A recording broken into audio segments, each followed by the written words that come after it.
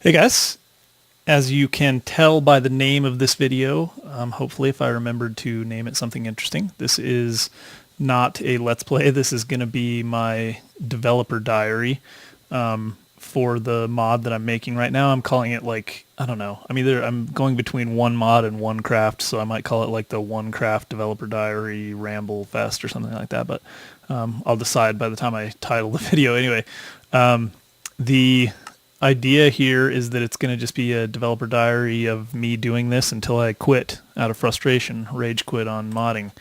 But I'm going to look at some of the stuff today. We're just going to take a look at progress. There's not a whole lot of progress, but there's some interesting stuff I want to show you. And I want to talk a lot about concepts. I've actually been I was sick for 3 days. 2 of those days I couldn't eat at all. I had a fever of like 102.6. And then I got sick, couldn't eat. I was throwing up and doing all that fun stuff. So I'm sure y'all wanted to know. But, well, actually, I wasn't throwing up. I was nauseous, and it was coming out somewhere else that it was. So anyway, you guys get the idea.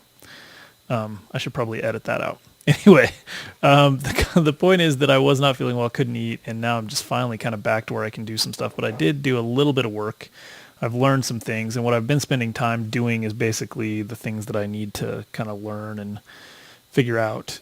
First, that I feel like, so the progress is going a little slow, plus I got stuck on the stupid Meteor algorithm, and it's really a pain, and math is hard, so don't stop doing math if you want to get into this crap.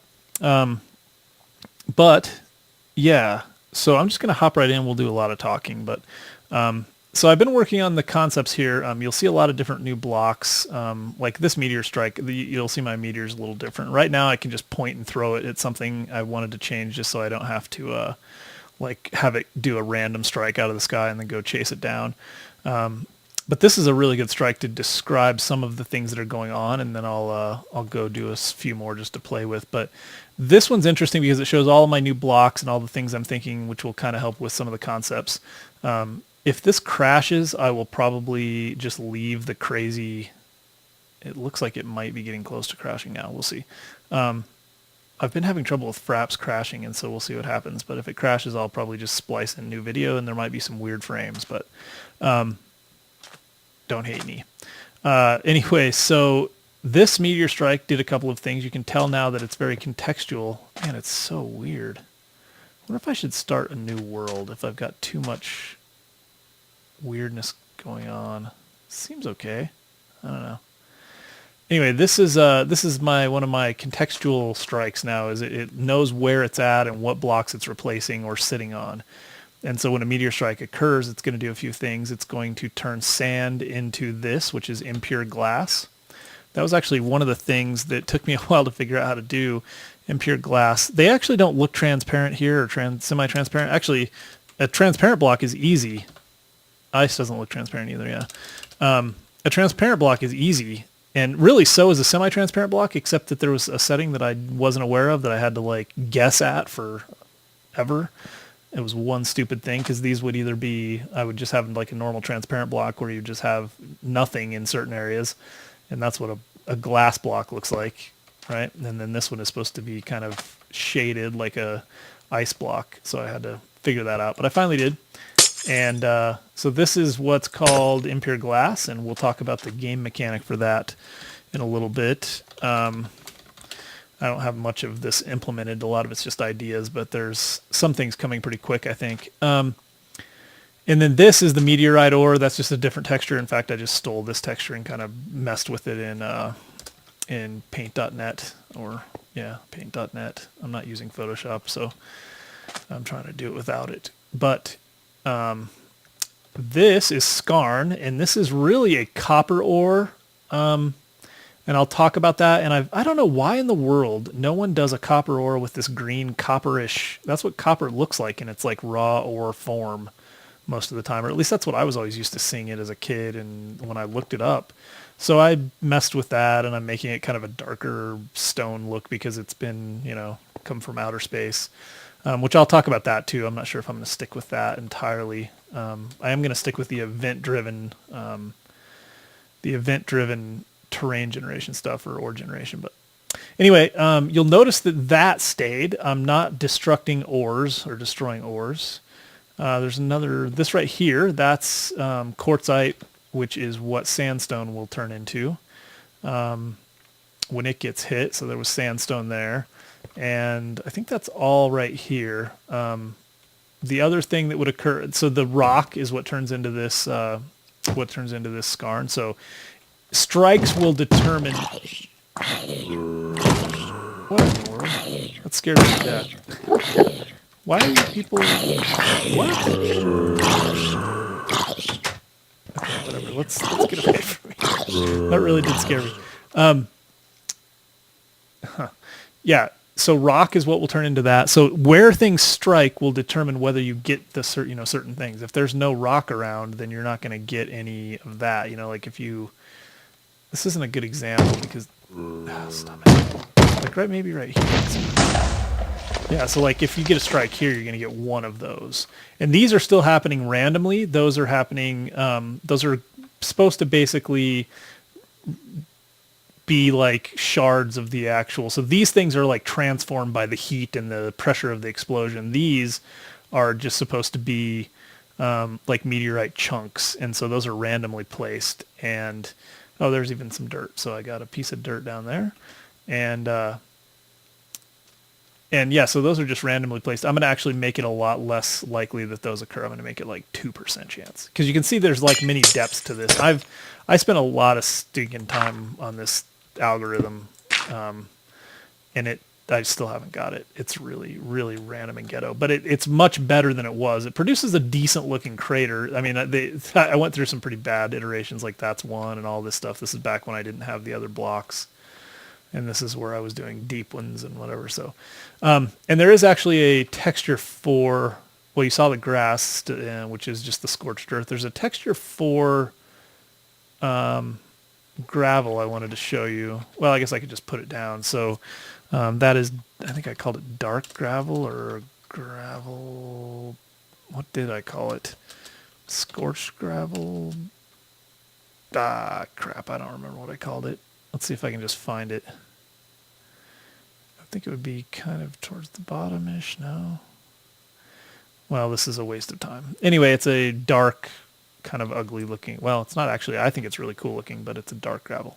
It doesn't actually have any mechanic value yet. I thought it just might be cool to have. So anyway, most things I'm going to leave alone, though. Well, that's not true. Not most things, but some things I'm going to leave alone.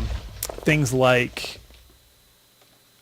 Well, let's see what happens if I strike right here. So you can see the sandstone and stuff, but I'm generally kind of leaving the houses alone to a certain extent.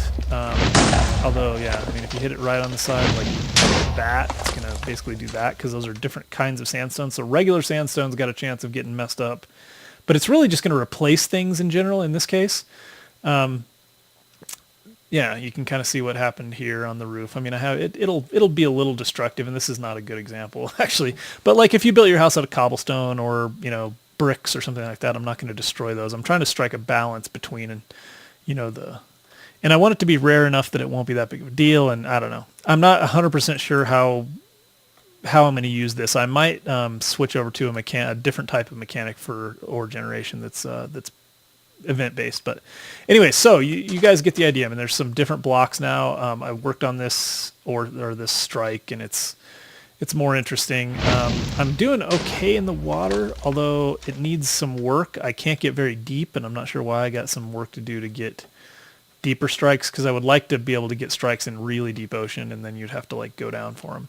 I want it to be worth chasing every one of these down to some extent. And so you can see like if I do it here, it's blowing up before it gets to the bottom, and then it's not doing anything because I don't place in water or anything. So I don't think it's actually doing anything it's supposed to do in this case. Yeah. So anyway, one of the things that I'm really hoping that this will do is when you see a meteor strike, or a meteor, go by, a falling meteor, you'll go chase it down, and it will encourage exploring. And I think, I'm not 100% sure, but like let's send this thing off in a direction and then go chase it. So if we saw one coming through the sky and it was like coming like this, like that thing is going to go a long way. So I'm going to go chase it down and see how long it takes before it hits the ground. I think, even though it goes a long way, I think we will find it eventually. But so anyway, that's that's kind of one of the things I was hoping is it would encourage exploring, and so will the fact that we may not be able to tell if something occurs here because there's already been explosions over here. I think so will the fact that if I did something like, like volcanic activity or something like that, that might be it right there. If I did volcanic activity or something like that, it would encourage people to go all over the place. I mean, even places you've been could be, revisited, in caves for sure. Like if you had, cave systems and there's volcanic activity lower in the ground. But anyway, so that's kind of the idea. I was hoping that it might, like I said, encourage some. It's going to happen on ice. Yeah, I think it replaces ice. Might encourage some people messing around and going and doing exploring and stuff. So anyway, okay, so now on to the more interesting stuff. So I finally got this thing kind of worked out, and it just took up a lot of time, and I still don't have it perfect, and so I kind of gave up. It makes me mad. I wish I knew more about how that algorithm worked, and I actually have gotten a little more control over it, and I did some of the things I wanted to do, but I really need to understand the full how to go through all that. It's really just grid math, and great. Hold on, sticky keys. You got to be kidding me. No, I don't want sticky keys. Hold on a sec. All right. Hopefully that didn't mess up the video too bad. It switches back and forth from full screen. But anyway, okay. So, yeah, like I said, a lot of rambling. So let's see what happens here. I think if I hit here, that's going to destroy the dirt, and it will set some stuff. I mean, it's not going to be totally non-destructive to crops, but if it's hit right on top of crops, I think. I think since I changed it, it's a little more destructive to crops than it used to be. Yeah, it'll mess up your crops. Anyway, so, but you would kind of expect that, and it's maybe part of the game. But we'll see. Like I said, I'm going to make it pretty random and rare. So, next things I want to look at. The ideas behind some of these blocks, skarn. So skarn ore, one of the things I wanted to just kind of say up front, I'm taking some inspiration from some real life stuff. It's really cool to just be able to go and like start doing some research about things. Like, what happens to rocks when they get put under pressure? And then it's like, well, it depends on what kind of rock it is. Okay, well, let's say it's granite. What happens to those? And then if it's magma, or if it's, volcanic activity, then certain things happen. And so, yeah, a meteor strike probably wouldn't do this, although a meteor strike a lot of times is going to contain iron, a lot, and they call it, it's iron and nickel, so it's almost like a steel. And so I'm thinking about having like a meteor steel or like a nickel steel or something, and then you can refine that, and you could get nickel and iron out of it, and then you could get just you can turn it into normal steel, do different things, like different kind of mechanisms, and I'm playing with all of that. The whole thing with skarn is that skarn would come out of granite under pressure and volcanic activity, and it would produce some different things. It would produce now I'm trying to remember. I had some notes, but one of the things it would potentially produces copper, and that's one of the reasons I went with this, because that texture, like I said, reminds me more of copper than most of the copper textures I've seen. But and you get some other stuff as well. The sandstone under pressure turns into quartzite. That's that's something that actually happens. And so, yeah, anyway, there's just kind of, I'm taking the inspiration, but it's not going to like follow real world. So if you guys really know what's going on, you're going to be frustrated with this. So just just get over it. So anyway, the impure glass is going to give me silicates, and I'm going to use that to make, you'll use some sort of a machine, which I'm not sure yet, and take the impure glass, and you'll need to have silk touch to get the impure glass. And once you do, you can, melt it down and refine the silicates out of it. And then you can do things like liquid glass or water glass, I think they call it. And which is a sodium silicate. And there's all these are made with sodium silicates, and there's all these things. And I don't really know that much about any of it. I'm just learning. But anyway, pretty cool. And so anyway, the idea of the skarn is that I'm going to get some different things out of it. I was hoping that it would produce a few different types of ores, and you would need to get quite a bit of it to get all the stuff you needed.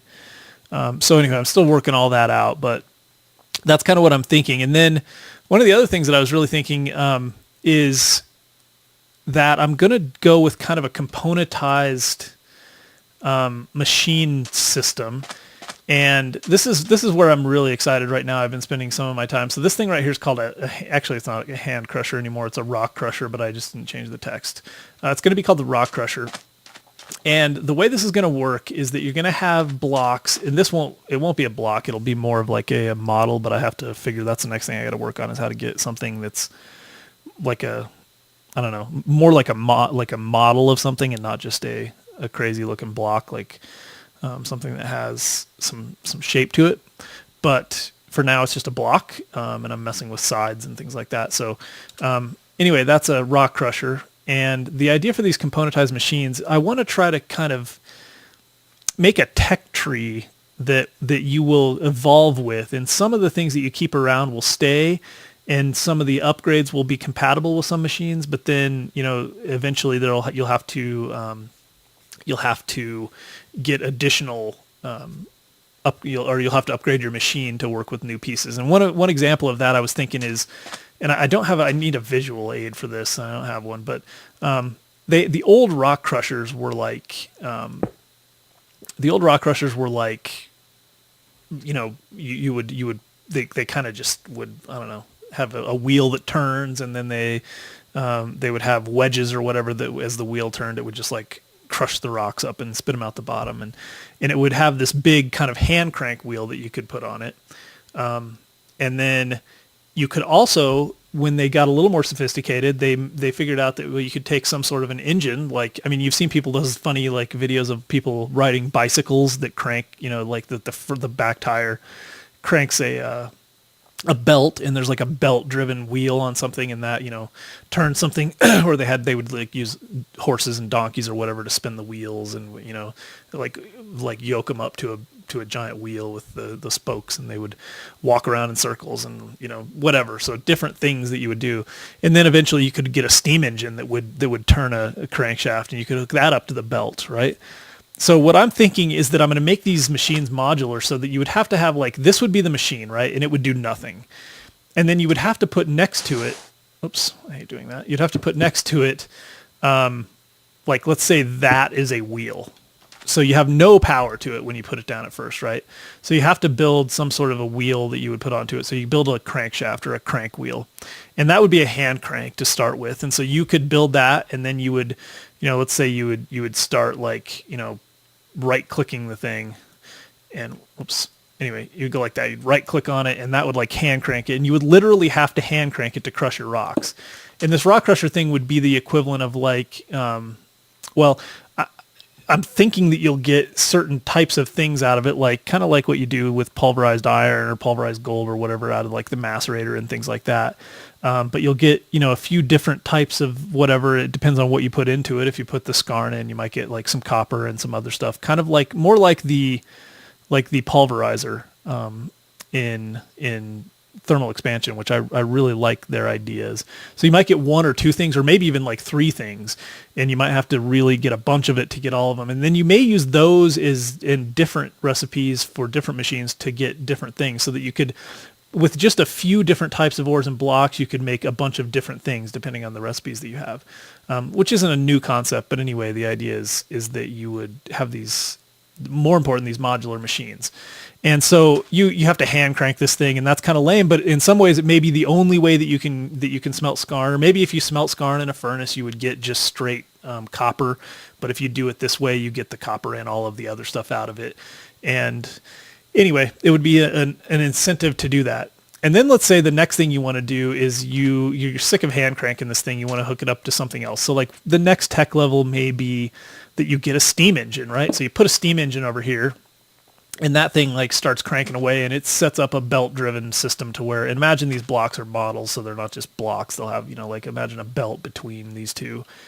And you'll have a steam engine, and you'll have a belt-driven system, and that belt now drives this, right? So you just have this one block. It's just a rock crusher. But first you're hand cranking it, then you put a steam engine on it, and next, let's say you put an electric engine on it.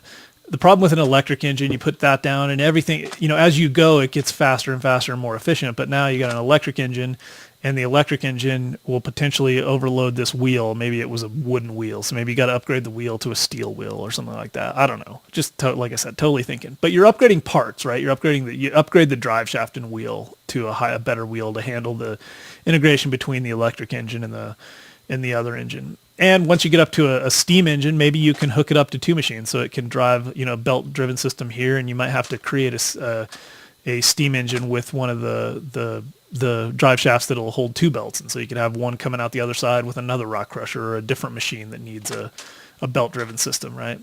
And then you get an electric machine, and it handles two machines better or whatever, and it would be kind of cool to be able to set up factories with that kind of thing. Anyway, but as your tech level gets higher, it might come to the point at which you can no longer, this rock crusher just can't handle it, right? It doesn't matter what kind of engine. If you go to the next level of engine, which maybe is like more efficient electric engine or whatever. I'm just totally making crap up. But when you get to that tech level, now you no longer have this machine is not compatible. And you have to go to some like next level of machine, and I don't know what that's going to be. Maybe just a more efficient rock crusher or something like that. And maybe now the electric engine is not like an engine anymore. Now it's just electricity driving, an internal engine or something like that. Although, like I said, I do like the component idea. But anyway, so that's kind of what I'm thinking on that. And then crafting them was something else I was thinking. So one of the things you'd have to do is make a crafting table. I'm trying to think of a way that I like to making the crafting table like a little difficult. What I really wanted was for you to have to get some diamonds and have to get, and I'm not saying it would take the regular crafting table out of the game. This would be more like a crafting bench or a workshop bench or a workbench or I don't know what to call it. But it would be something maybe that was like 3 blocks. Total. It might be like, 3 blocks. And you would have to build it by putting 2 of something on the sides and then, 1 in the middle. And one thing I was thinking is that it would be cool to have to get like either diamonds or have to get silk touch first in some way. So like something that you would only be able to acquire if you had silk touch. And I can't really think of anything that's the case for. I mean, stone, I wish you couldn't just smelt down to get stone. I guess I could remove that, but that would be lame. Like I said, I want to work as much with the basic mechanics as possible. So I don't know. I'll try to figure out a way to do that, but I would like to make getting this first workbench, something you'd have to really work towards. And then when you got that workbench, you would actually have to construct these things. You would have to get certain pieces and you'd have to construct the various pieces and then put them together. But to do that, I was thinking about introducing the time element into the game. And not necessarily a long time, but like long enough that making it would be, you wouldn't want to lose something that you made. Let's put it that way. You would want to, I don't know if it's, you standing at a crafting table and it's going and you have to be standing there to do it or what, but I want a time element where it makes it somewhat difficult. I was thinking of the blockheads. I don't know if you guys have seen the blockheads, but some of the crafting there to make certain things, I mean, you have to literally, your guy's sitting there doing it. He has to be there pounding on the workbench. It's not doing it for him. Certain things take longer. And it's not really long in most cases, but in some cases it's long enough that it's kind of a pain. And I'm thinking about the fact that you might want to split that up between, like, you gotta work some iron on an anvil or something to get to, work some iron on an anvil to get certain pieces, or whatever, so that you could kind of you'd have to set up a little workshop and you'd want to make it somewhat efficient so you could actually create these things, and then you would get these blocks and you'd put them down and they would be valuable to you. Like having a rock crusher would be a big deal. You would really want to have that because it's the first thing that's really going to allow you to get a lot of this stuff, and it maybe helps out with iron just like a macerator does or whatever. If you smelt iron, you get double your ore or whatever. And then really making those ores valuable so that you need a lot of them, that you want to get up the tech tree to get the next one. It's going to take some balancing, and I'm going to have to think a lot about that kind of stuff. But anyway, that's kind of what I'm thinking with the componentized machines and kind of the componentized world, so that you can use an engine for multiple things, and that if you have to configure it a certain way and you can, run, I don't know. Electricity, I'm also thinking, kind of differently about. I'm trying to, the other thing I was thinking, and again, sorry for the rambling, but the other thing I was thinking is, it's funny how a lot of times the kind of the tech tree is following as I think about it and as I'm trying to do different things, the tech tree is really following kind of my development cycle, my learning cycle. Right now, I can tell you, like, I know how to put this thing down, right? I put this block down. I can open the interface. I made my own little stupid interface, and I got my little progress bar and whatever. And I can put a piece of, well, I can put a piece of iron in here. It's not going to do anything. It's just going to sit there. But I can put a piece of skarn in there, and it will start processing it. Right now, you don't have to do anything. You just put it in, and it starts processing. And when it's done, it's going to put out a couple of things, and I didn't make any new items. I just have it throw out some iron and 2 flint. So every time you do that, it's going to throw out iron and 2 flint. And right now it's just taking, like the normal amount of time, however long it takes to smelt iron. I'm just kind of using that as my, but the concept is there, right? So I can do that. The other thing I know I can do is I can say, I can send the signal for this thing to actually start working whenever I'm cranking. And I can crank by right clicking. So I know how to do that. Just constantly activate a block. And if I'm doing that, so if I'm sitting here, crank on this thing, and it's not a block that can be activated, so it's not doing anything. But if I'm sitting here cranking on this thing, right clicking, and it's my hand moving, that's spinning this wheel, and this thing's cranking, and you have to crank, and then you have to go look at it and see if it's done, or maybe I'll have a progress bar on here or something. I'm not sure how I would do that, but kind of a pain, right? But worth it at that point, because you just it's the only way to get certain things, and you get more out of other stuff. And maybe it's relatively efficient, right? Not much slower while you're cranking it than smelting. But you would also have to smelt then, right? So you still use a furnace, and I want to keep the furnace concept in there, and maybe change a little of that, maybe make a better furnace. I'm definitely going to make a blast furnace so you can do steel and things like that. But I want to make the tech tree slow enough that it really goes with the game. Like that you still are having a lot of fun just playing regular Minecraft and doing the things that you do in regular Minecraft. And these things are augmenting that. They're supplementing it. They're making it more fun, and they're maybe making it the longevity, helping with that, and adding more things in as we go, so that the tech tree gets further and further down the road until we've got computers. And ultimately, I want to play with making computers. I would really like to write just like my own language that was like a pretty simple programming language that would let you do most of the stuff you would need to do. And just because I've always wanted to do that, just play with it and see, or maybe I won't. Maybe I'll do what everybody else has done, which is take some existing language, or at least part of it. So that's that's that. So what else have I not said? I've said a lot. Yeah, I think that's probably good for this go round. So like I said, the next thing I'm going to work on is kind of the mechanics of this. I want to get this machine working to where you have to crank it. And I'll probably make an interface for it and work a little bit. I might even work on the model. That's one of the things. I feel like if I was able to make the models I wanted to make, I think there's 2 things keeping me from like actually starting this game up and playing a world to just see how it goes. And not saying that the rest of it's done, but the 2 things that are really holding me up are, one, I want to make the models, and I don't think it would be fun to play without actually seeing kind of what it would look like in the end. They wouldn't have to be perfect or beautiful, but I need to know that I can do that, because that would be inspiring for me to know that I had that control. And I know you can, I just haven't messed with it yet. And even getting some animation so the wheel would, look like it's spinning or whatever. So that's one thing. The second thing is I got to get the spawning of the meteor in the game, so that I can have meteors spawning randomly, and you can see them. I don't know if I showed this either, actually, so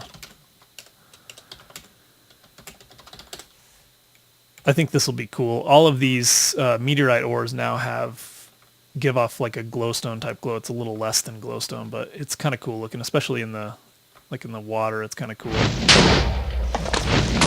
we go. So you can kind of see it glowing in the water. And yeah, so anyway, I don't know why I got off on that tangent, but for one thing, it'll make it easier to find these strikes at night. You can be out searching, just kind of like the beehives are easier to find at night in the bees mod or in forestry. So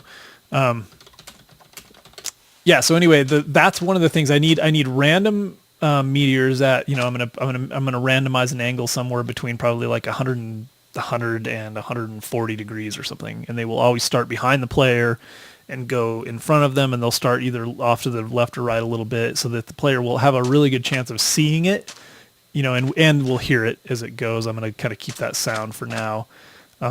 but you'll have a good chance of seeing it and seeing which way it went, and then you would head off and try to, track it down, and you'd want to be prepared most of the time, and you might even want to be, have your inventory in order. And if you didn't, you'd have to kind of somehow mark like, okay, I know it went over that way, and then I got to go get my inventory in order because I might want to try to get some of the ore and bring it back. But, like I said, I'm going to try to make it heavy or whatever. So anyway, you would at least go get it and mark it.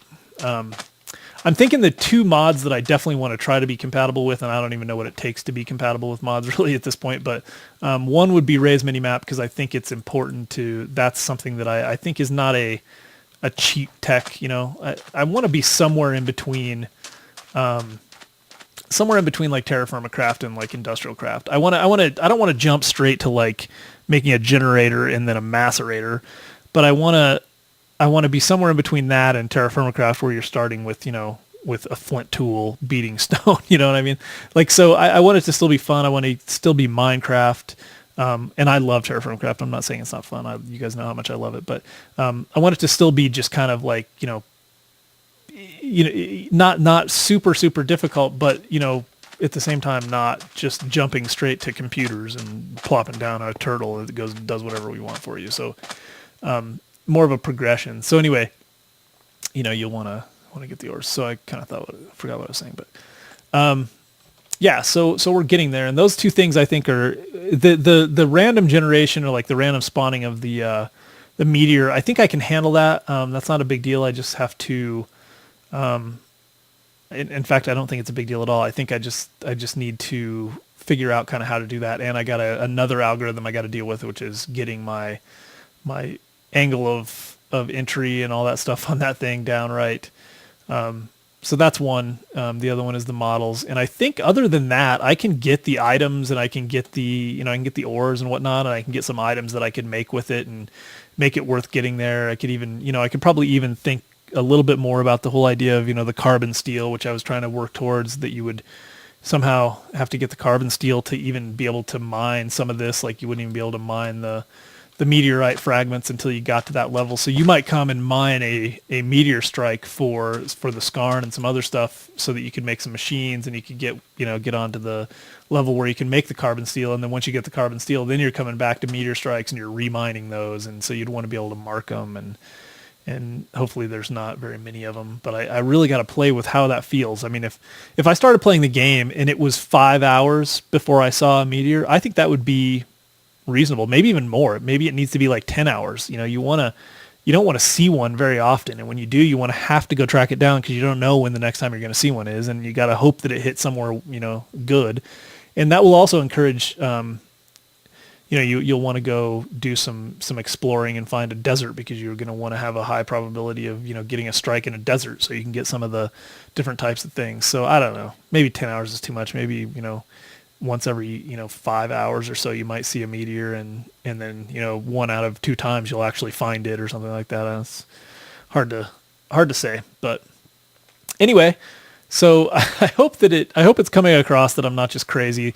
I've done, this is like the first audio or video developer diary I've ever done. I've done them, and most of the time it's been kind of more of a formal setting for work or something, at least for work people, for friends or colleagues at work. And when you do it, it's kind of, like I said, more formal. But it's also that I really just like to ramble when I'm doing developer diaries, just talk about all the things and the thoughts I'm having, and that's so much easier to do. I can ramble pretty well in writing, but it's easier to do on a video. So it's fun for me to do this, and that's really my point. I want to be able to go back and remember why I was excited. I want to be able to go back and see where the ideas came from. If people want to watch and people like it and want to give me feedback, I am all about that, believe me. But it's as much for me as it is for you guys right now. But I really just want to share it and see if it's going anywhere, and hopefully it will also kind of help me to keep with it, because like I said at the beginning, it would be really easy to just rage quit and give up. So that was a lot of rambling, and again, just a really long video for the sake of a long video, I guess. I don't know why, but let's see. Let's see. I don't think I do anything with clay right now. I think I'm leaving clay. Oh, but that right there I think is dark gravel. Yeah, that's dark gravel. Can I,